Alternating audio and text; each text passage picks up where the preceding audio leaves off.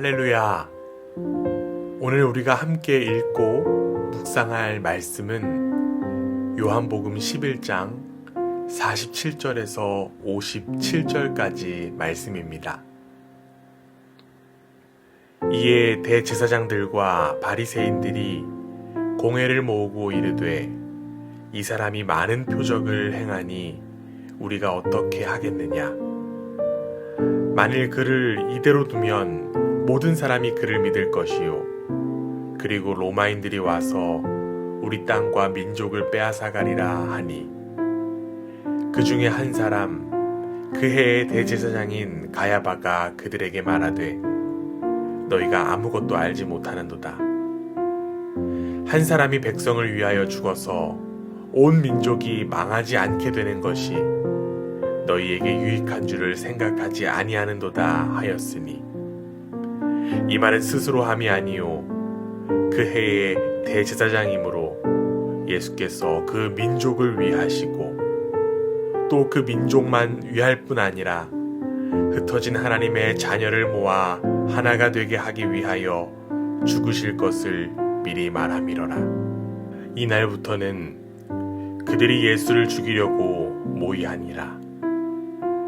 그러므로 예수께서 다시 유대인 가운데 드러나게 다니지 아니하시고 거기를 떠나 빈들 가까운 곳인 에브라임이라는 동네에 가서 제자들과 함께 거기 머무르시니라. 유대인의 유월절이 가까움에 많은 사람이 자기를 성결하게 하기 위하여 유월절 전에 시골에서 예루살렘으로 올라갔더니 그들이 예수를 찾으며 성전에 서서 서로 말하되 너희 생각에는 어떠하냐? 그가 명절에 오지 아니하겠느냐 하니 이는 대제사장들과 바리새인들이 누구든지 예수 있는 곳을 알거든 신고하여 잡게 하라 명령하였음이로라. 아멘. 하나님의 일하심을 바라보고 주님 안에서 평안과 감사의 삶을 살아가는 여러분 모두를 주님의 이름으로 축복합니다.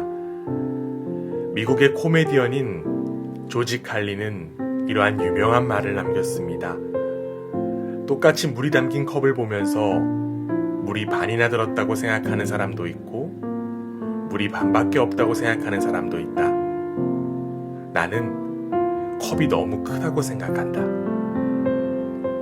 이는 같은 사물이라도 바라보는 관점에 따라 얼마든지 달라진다라고 하는 의미입니다. 이러한 현상을 심리학에서는 프레이밍 효과라고 합니다. 예수님께서 죽은 나사로를 살리시자 사람들은 자신의 관점에 따라 각기 다른 반응을 나타냈습니다. 이 사건을 통해 예수님을 믿은 사람들이 있지만 목격자들 가운데 몇 사람은 바리새인들에게 이 사건을 알렸습니다. 전자는 예수님에 대하여 긍정적인 반응을 했지만 후자는 부정적인 반응을 가진 것입니다.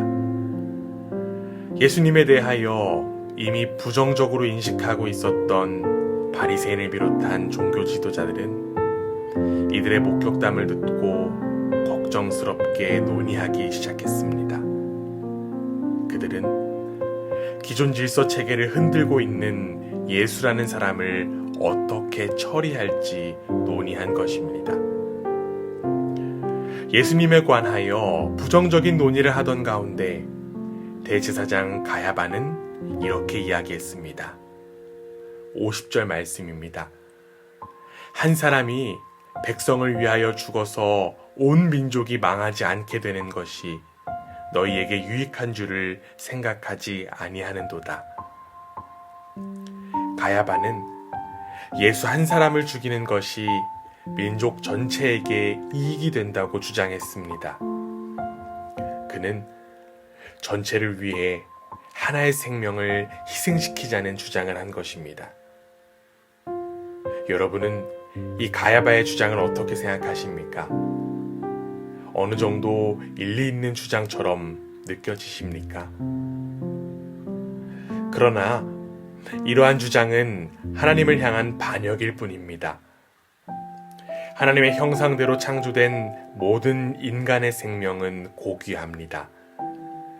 그렇기 때문에 이익과 손해의 잣대로 인간의 생명을 저울질해서는 결코 안 됩니다.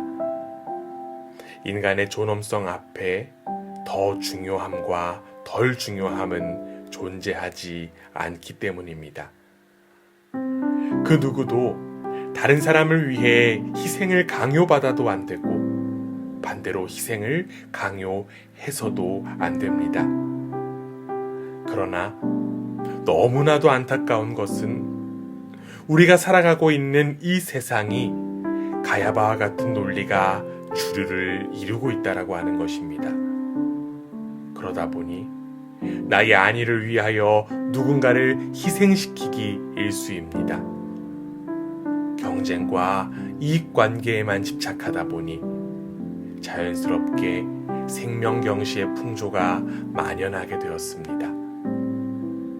그리고 이러한 모습 속에 하나님의 형상은 찾아보기가 점점 더 어려워지고 있습니다.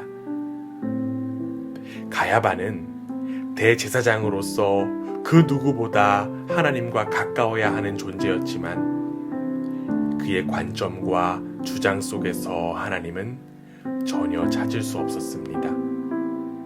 그는 이익의 눈이 멀어 하나님의 아들을 알아차리지 못하고 오히려 예수를 죽이자는 어리석은 태도를 가졌습니다. 그런데 흥미롭게도 이 가야바의 어리석은 태도는 자신도 모르게 하나님의 계획을 예언하는 대변자 역할이 되었습니다.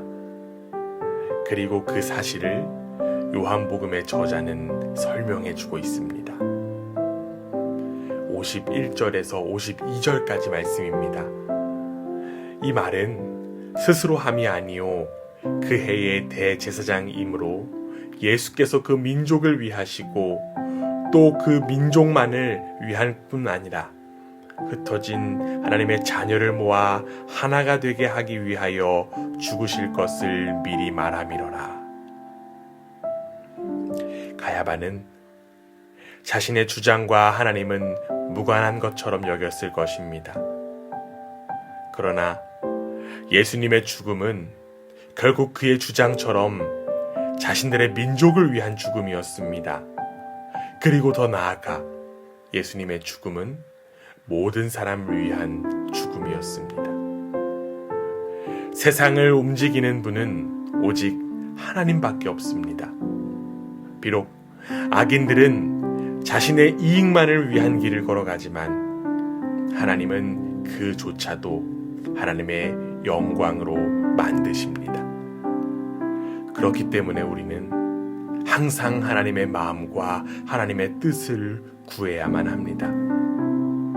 어떠한 현상을 이익의 관점으로 바라보기보다 자꾸만 하나님의 관점으로 바라볼 수 있어야만 합니다. 하나님은 지금도 당신의 피조 세계와 당신의 백성들을 위하여 일하고 계십니다. 역사의 주관자는 오직 하나님밖에 없음을 인정하고 생명을 위한 길을 걸어가는 복된 우리 모두가 되기를 주님의 이름으로 간절히 원합니다. 아멘.